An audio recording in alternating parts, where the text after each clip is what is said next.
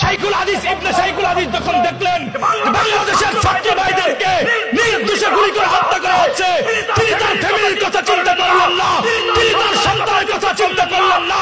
তিনি পরিষ্কার বলে দিলেন, আমি আল্লাহর জন্য গোলামি করেছি, আল্লাহর জন্য জেলে গিয়েছিলাম, জেল থেকে বের হয়েছি বিদায় বড় গলায় কথা বলবো না, সেটা হতে পারে না। শাইখুল হাদিস জেল থেকে বের হওয়ার পর পরিষ্কার ঘোষণা করলো, আমার আরেকটা ছাত্র ভাইয়ের লাশ যদি রাস্তার মধ্যে পড়ে, আমরা ইমানদার সেই লাশ আর কবরস্থানে দিব না, সেই লাশ আমরা তাদের মধ্যে নিয়ে রূপমাস করে জালেমের বটন ঘটিয়ে ছাড়বো। কথা ঠিক না বেঠে? তাকবীর দেন না, তাকবীর পড়ার পর আমি সংক্ষিপ্ত করতেছি। মুহতারাম হাজিরিন, কথাটা পরিষ্কার বুঝেন। তো আমরা যেই কথাটা বলতে পারি, শাইখুল হাদিস ইবনে শাইখুল হাদিস আল্লামা সাহেব গোটা বাংলাদেশের সমস্ত মুসলিম তৌহিদি জনতাকে নিয়ে ঐক্যবদ্ধ হয়ে 5 তারিখে কোটার আন্দোলন হয় নাই, 5 তারিখে সকল মুসলমান ঐক্যবদ্ধ হয়ে একটা স্লোগান দিয়েছিল, হটাও জালেম, বাঁচাও মাজলুম, রক্ষা করো আলেম সমাজ। এই কথা বলে নারায়ে তাকবীর, আল্লাহু আকবার বলেতে 16-17 বছরের জালেম স্বৈরাচারকে মুসলমান এদেশ থেকে দিল্লি পর্যন্ত পাঠিয়ে দিয়েছে। আপনারা আমাকে হয়তো অনেকে দেখেছেন, অনেকে দেখেন নাই। শাইখুল হাদিস ইবনে শাইখুল হাদিস যখন বন্দিশালায় ছিলেন, ওনার জায়গা জ্ঞান পূরণ করার মতো বাংলাদেশের কেউ ছিল না। শুধুমাত্র কণ্ঠের দাসটা ধরে রাখবার জন্য আল্লাহ পাক রব্বুল আলামিন আমাকে দিয়ে খেদমত করিয়েছেন, যে কারণে আল্লাহ পাক রব্বুল আলামিন বাংলাদেশের বিভিন্ন বড় বড় মঞ্চগুলোতে আমাকে কথা বলবার সুযোগ দিয়েছেন। লাকাল হামদু ওয়া লাকাশ শুকর। কিন্তু আপনাদের সামনে আমি এখন যে বিষয়টা নিয়ে আলোচনা করতে চাই, আল্লাহ পাক রব্বুল আলামিন আজকে আপনারা যে মানুষগুলোকে দাওয়াত দিয়েছেন, গত বছরের পরিস্থিতি আমরা দেখেছি। খালেদ সাইফুল্লাহ আইয়ুবী সাহেব যখন স্টেজে উঠবে, তখন প্রশাসনের পক্ষ থেকে বাধা এসেছিল।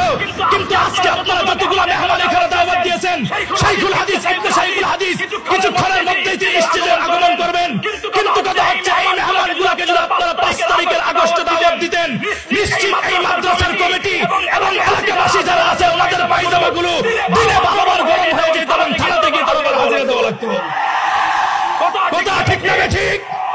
কিন্তু আল্লাহ পাক রব্বুল আলামিন গোটা এই বাংলাদেশ থেকে শহীদ আবু সাঈদ আল-মুগ্ধের রক্তের বিনিময়ে স্বাধীন করে বাংলাদেশের মধ্যে উন্মুক্ত ভাষায় কোরআন এবং হাদিসের কথা বলবার মতো সুযোগ দান করেছেন।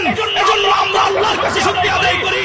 আল্লাহ পাক রব্বুল আলামিন যেন আমাদের ওই শহীদদের যারা রক্ত দিয়ে আমাদেরকে স্বাধীন, আল্লাহ পাক রব্বুল আলামিন আমাদেরকে স্বাধীনতা দিয়েছে, এই স্বাধীনতাটা আমরা পেয়েছি, এখন উন্মুক্ত ভাষায় কথা বলতে পারতেছি। কিন্তু মুহতারাম হাজিরিন, আমাদেরকে বুঝতে হবে আমরা এই স্বাধীনতা কেন পেয়েছিলাম।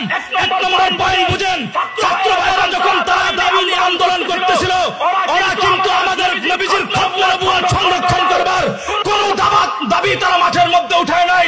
ছাত্র ভাইয়েরা যখন ঢাকা শহরে আন্দোলন করতেছিল, ওরা আমার নবীর ইজ্জত রক্ষা করবার কোন দাবি তারা আন্দোলনের মধ্যে করে নাই।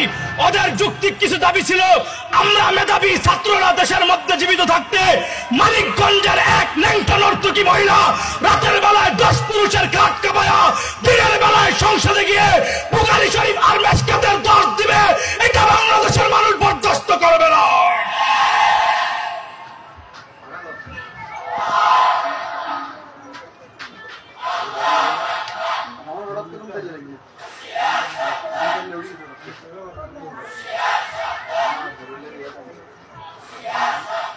মুহতারাম হাজিরিন, কথাটা পরিষ্কার বুঝেন।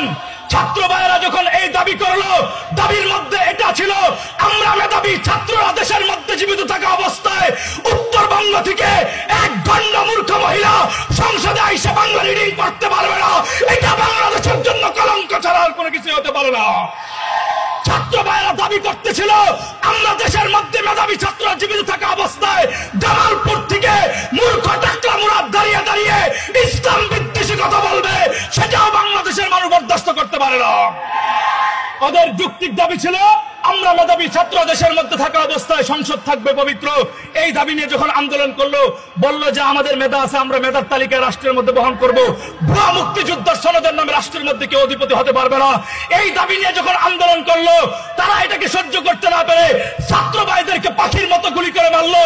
আরেকটা নিউজ আমি আপনাদেরকে বলে যাই, যখন আন্দোলন শুরু হলো, তার মাঝখান দিয়ে আমাদের বঙ্গবাগ শাইখুল হাদিস ইবনে শাইখুল হাদিস সবে মাত্র জেল থেকে বের হয়েছে।